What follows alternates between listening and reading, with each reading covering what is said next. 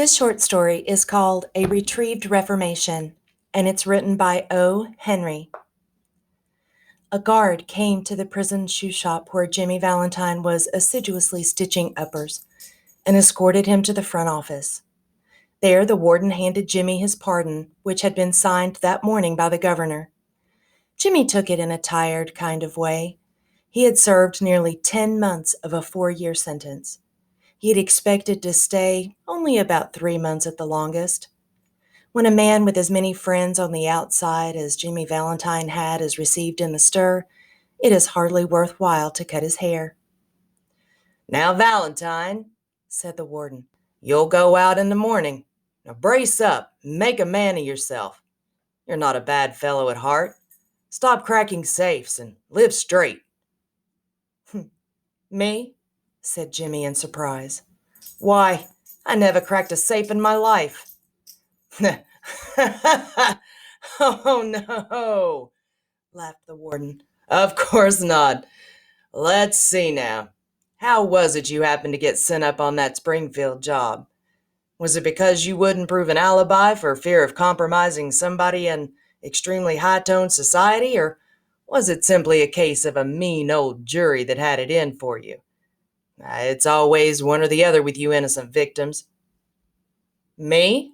said Jimmy, still blankly virtuous. "Why wouldn't? I never was in Springfield in my life."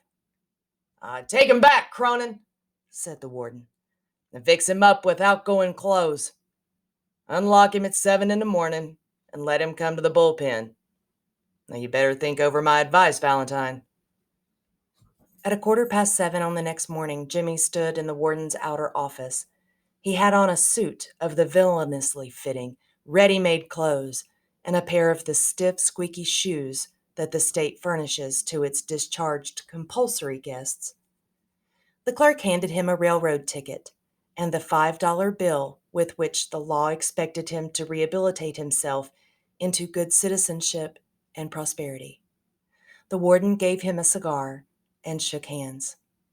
Valentine 9762 was chronicled in the books, pardoned by governor, and Mr. James Valentine walked out into the sunshine. Disregarding the song of the birds, the waving green trees, and the smell of the flowers, Jimmy headed straight for a restaurant. There, he tasted the first sweet joys of liberty in the shape of a broiled chicken and a bottle of white wine, followed by a cigar, a grade better than the one the warden had given him. From there, he proceeded leisurely to the depot.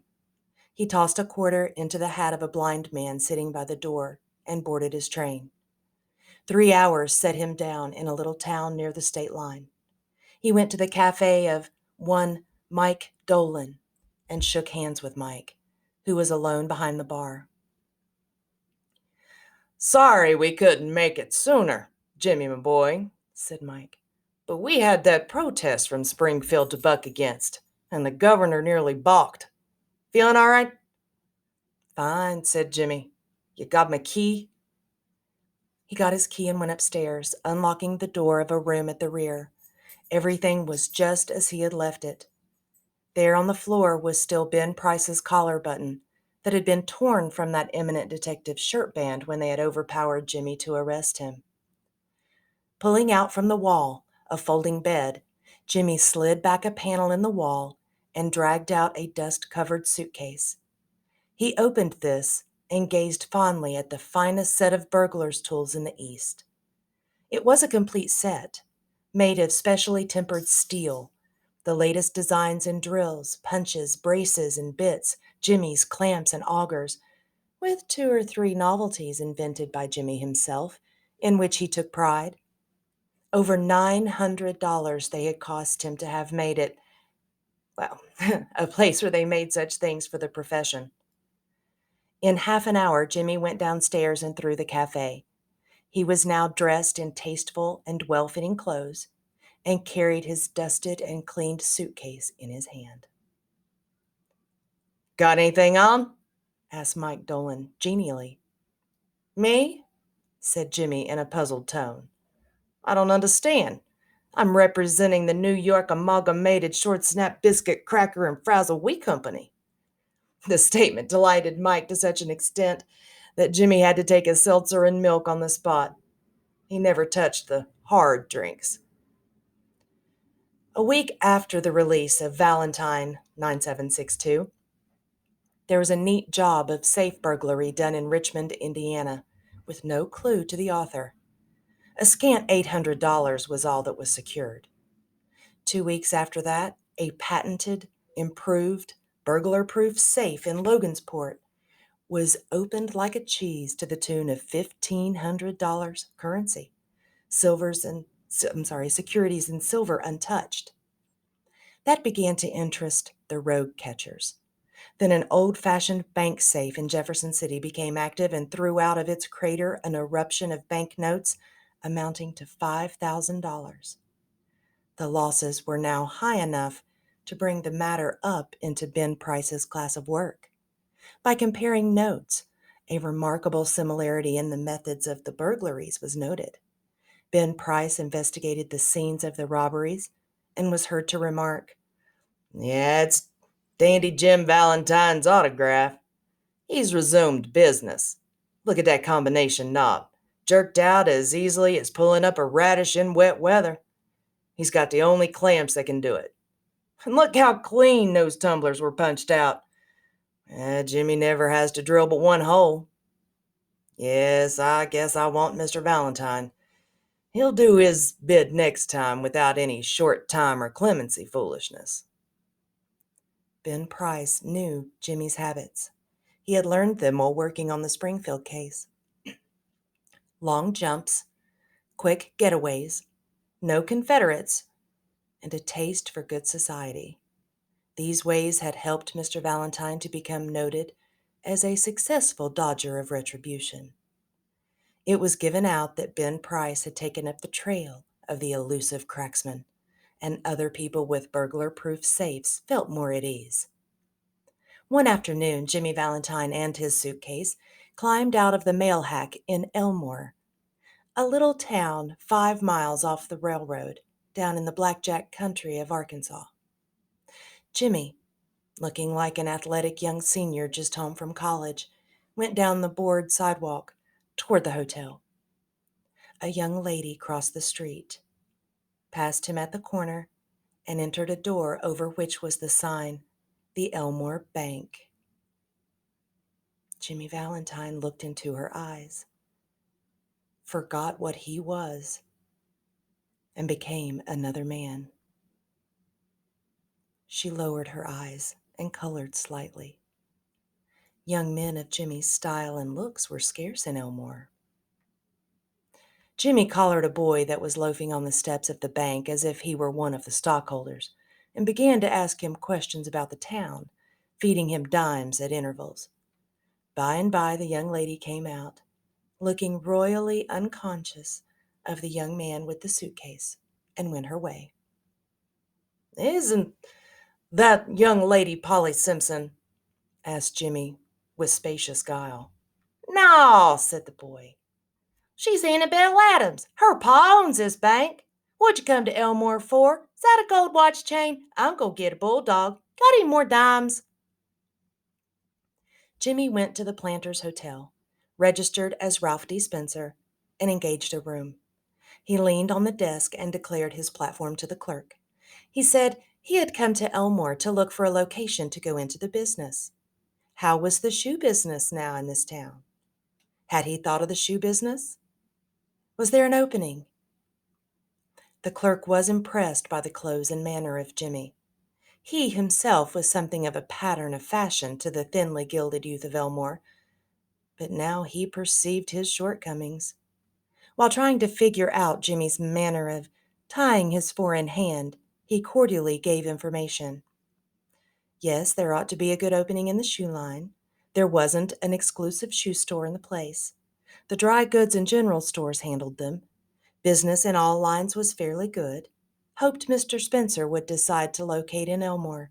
He would find it a pleasant town to live in, and the people very sociable. Mr. Spencer thought he would stop over in the town a few days and look over the situation. No, the clerk needn't call the boy. He would carry up his suitcase himself. It was rather heavy. Mr. Ralph D. Spencer, the phoenix that arose from Jimmy Valentine's ashes, ashes left by the flame of a sudden and alterative attack of love, remained in Elmore and prospered. He opened a shoe store and secured a good run of trade. Socially, he also was a success and made many friends, and he accomplished the wish of his heart.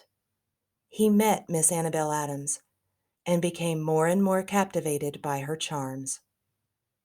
At the end of a year, the situation of Mr. Ralph Spencer was this. He had won the respect of the community. His shoe store was flourishing, and he and Annabelle were engaged to be married in 2 weeks. Mr. Adams, the typical plodding country banker, approved of Spencer. Annabelle's pride in him almost equaled her affection. He was as much at home in the family of Mr. Adams and that of Annabelle's married sister as if he were already a member.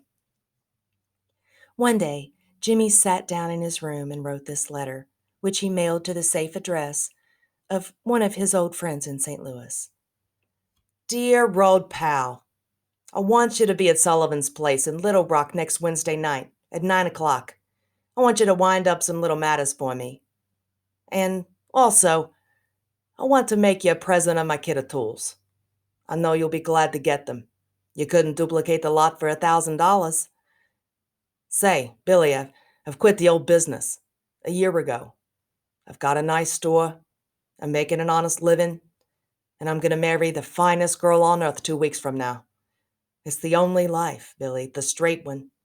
I wouldn't touch a dollar of another man's money now for $1,000,000. After I get married, I'm going to sell out and go west, where there won't be so much danger of having old scores brought up against me.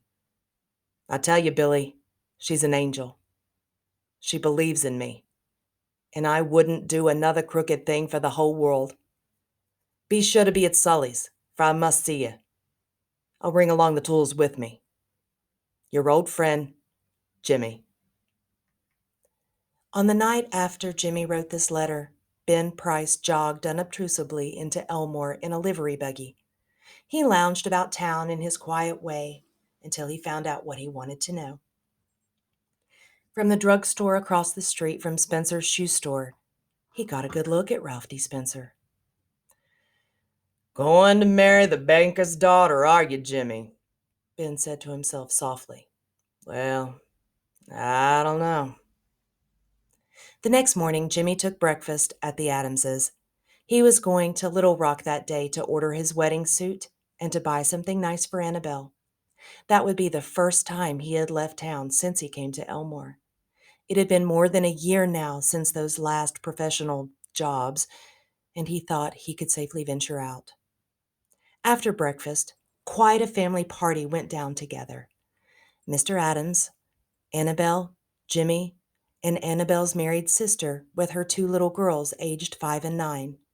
They came by the hotel where Jimmy still boarded, and he ran up to his room and brought along his suitcase.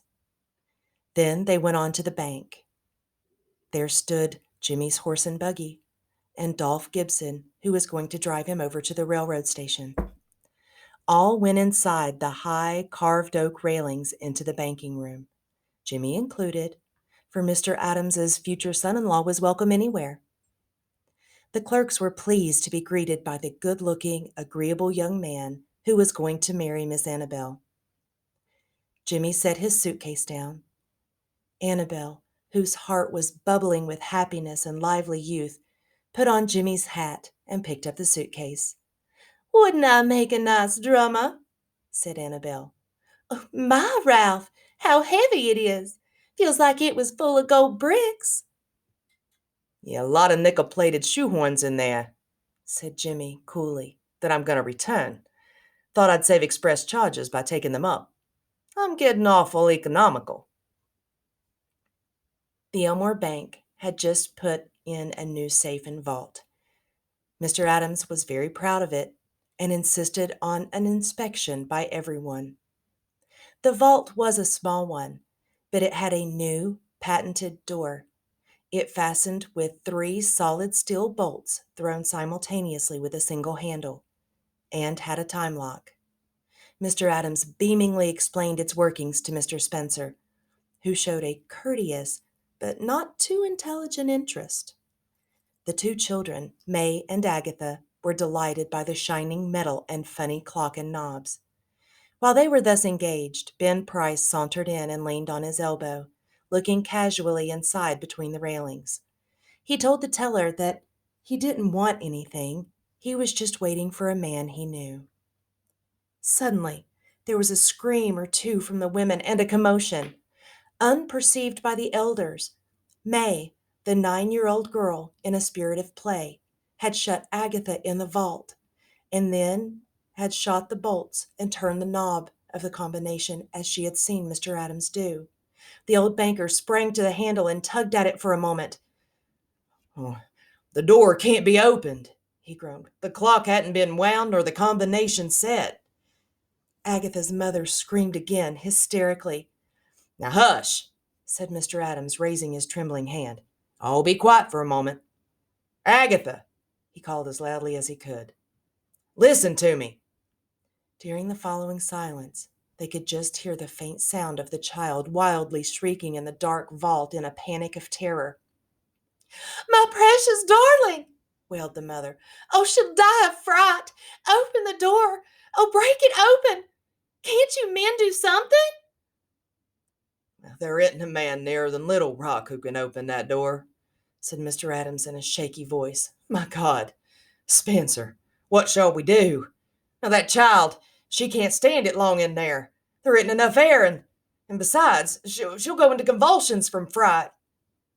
Agatha's mother, frantic now, beat the door of the vault with her hands, and somebody wildly suggested dynamite.